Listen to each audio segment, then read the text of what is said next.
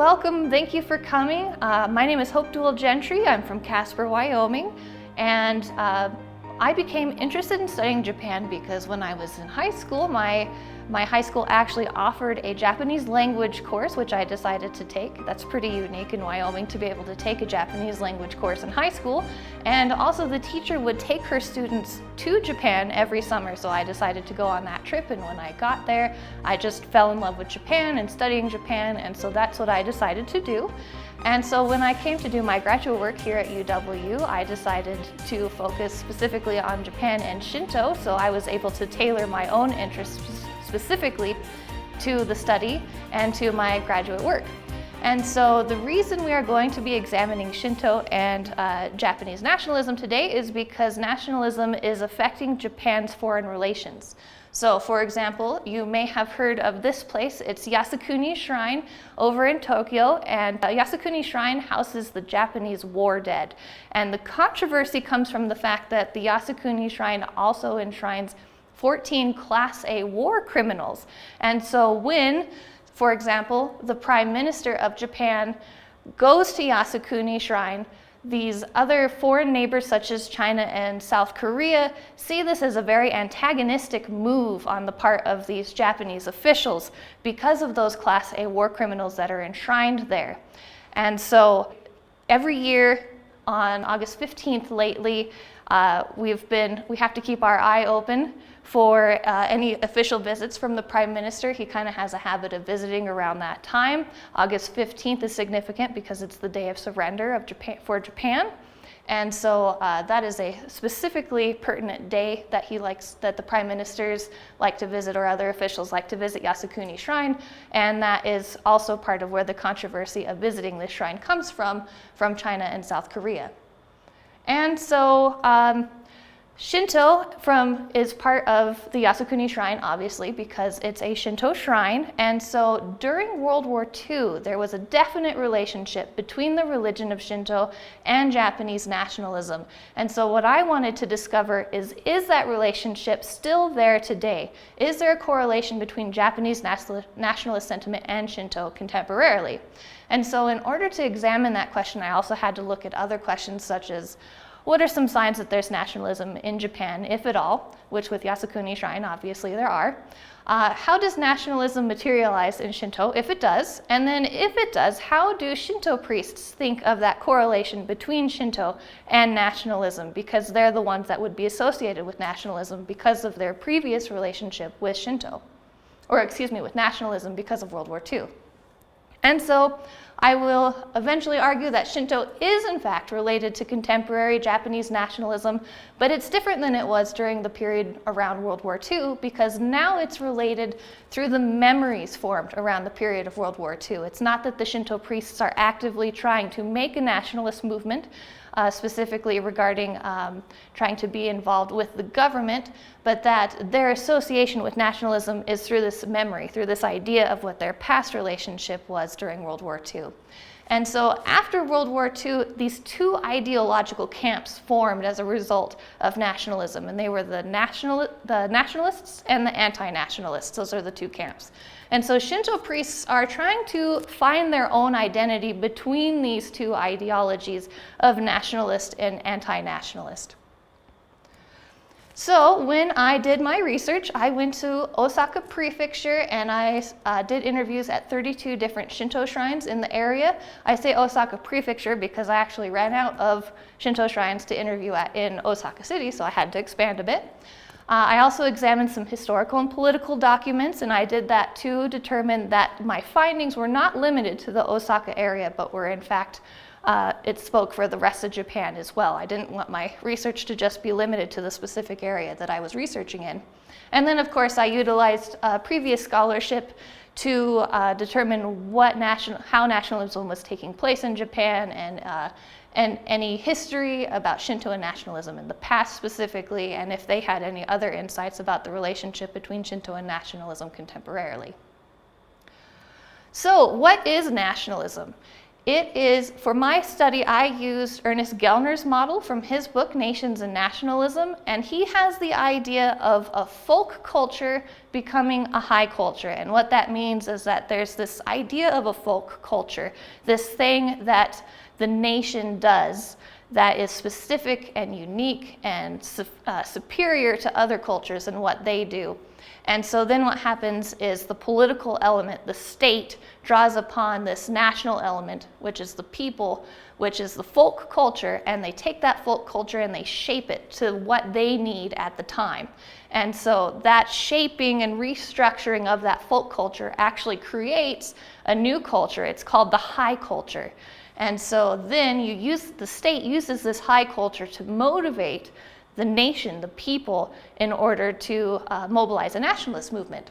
And they do this through what's called the educational machine, which is a mechanism used by the state that standardizes and spreads the high culture. And so what that means in Japan is that the state, the imperial government of Japan during World War II, took Shinto, the idea of Shinto, and then they molded it to make what's called state Shinto. And we'll discuss the differences between Shinto and state Shinto here in a moment. But they use Shinto in order to mold and create this idea and then spread Shinto to the rest of Japanese society in order to mobilize a nationalist movement. And so Shinto is considered the indigenous religion of Japan, and Izanagi and Izanami are the creators of Japan, and they had many children, all different deities, but most importantly, at least in this case, is Amaterasu. She's the sun goddess, and she's particularly important because she is the grandmother of Jimmu, who is the first emperor of Japan.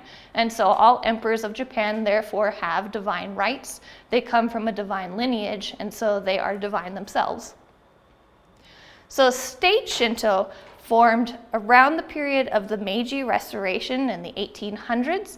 So what happened was Buddhism came to Japan, and I think it was about the 500s AD. And so when it came over, it became the dominant religion of Japan, Buddhism did. And it also joined together with Shinto. Shinto and Buddhism were actually pretty indistinguishable. They were very compatible, and so the differences between them were pretty small. And so then during the Meiji Restoration, what happened is the national learning movement decided to separate Shinto and Buddhism. And what they said was, we need to create a distinction between Shinto and Buddhism and create and put Shinto back into its true, pure form. So there's that idea of taking that folk culture and turning it into a high culture. And so Shinto is specifically important because at this time, Japan went from the shogun and the samurai, and it became an imperial government once again. And so it returned divine right and rule over to the emperor so that he could be the ruler of Japan once again. And he did this with the influence of Shinto and then what has now become state Shinto. So when Shinto was used as the education curriculum during the Meiji Restoration, they used the holy books, the Kojiki and the Nihon Shoki, as the curriculum and the moral base, and then they standardized it, making it state Shinto, and then they spread it to the rest of Japanese society. And so using Shinto, they were able to mobilize that nationalist movement, as we discussed earlier.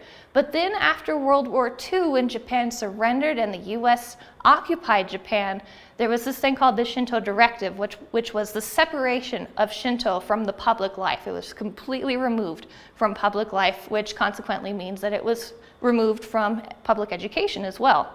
And so at this time, there was this movement of anti-nationalism, because the anti-nationalists were ashamed of what Japan had done during World War II, and they were ashamed of losing the war, and so Shinto was not allowed into the public life. And however, that does not mean that there haven't been movements to put Shinto back into education. There has been a call for moral education to come back, particularly in the 1990s, the late 1990s, which importantly was at the same time as the Asian financial crisis, because a lot of people believed that that Japan was losing its unique sense of values, and so it wanted those to return, and they believed that returning Shinto back into education is the way to remedy this, because Shinto is that unique high culture that is representative of Japanese values. And so the anti-nationalists, which are the majority, are very against the idea of putting Shinto back into education. And particularly, you might have heard of the controversy over the new history textbook. That is a junior high textbook that is actually only in less than 1% of junior high schools. However, it's still sparking a giant controversy because in the book it produces the myth, such as Izanagi and Izanami and Amaterasu. It presents them as if they are facts, and then it also glosses over any war crimes that Japan might have committed during World War II, such as the Nanjing Massacre.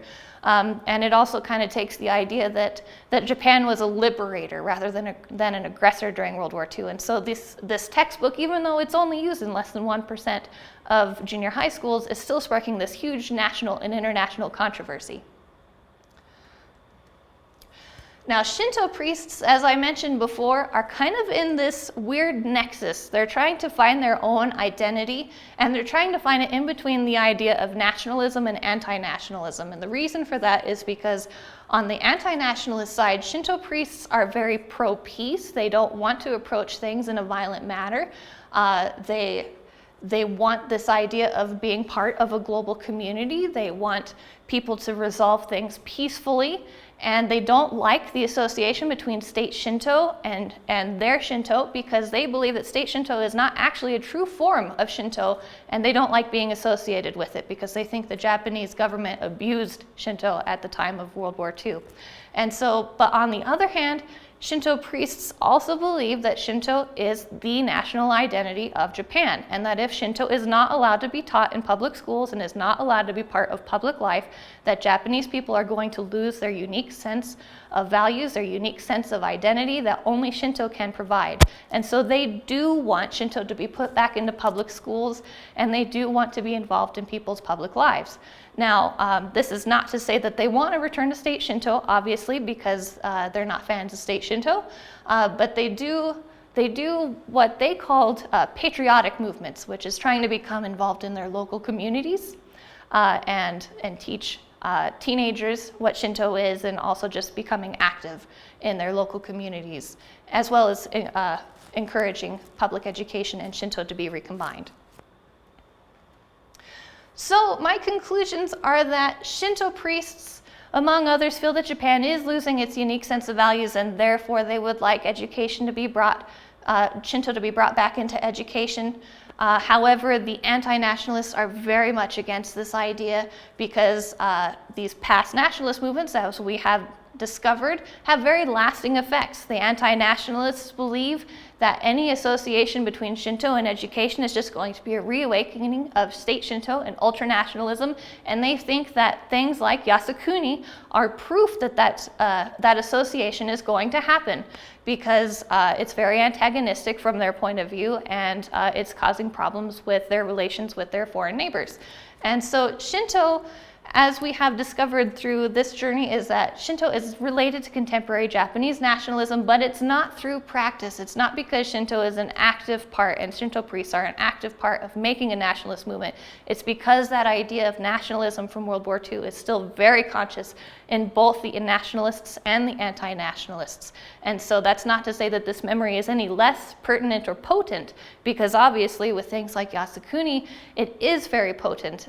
Things still are happening. Shinto is still affecting Japanese politics, but that it's just through memory that connection is there, not through action.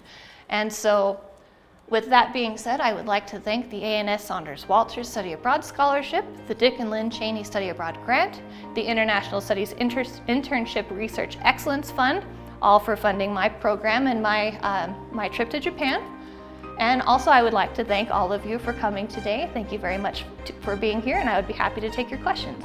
Thank you very much.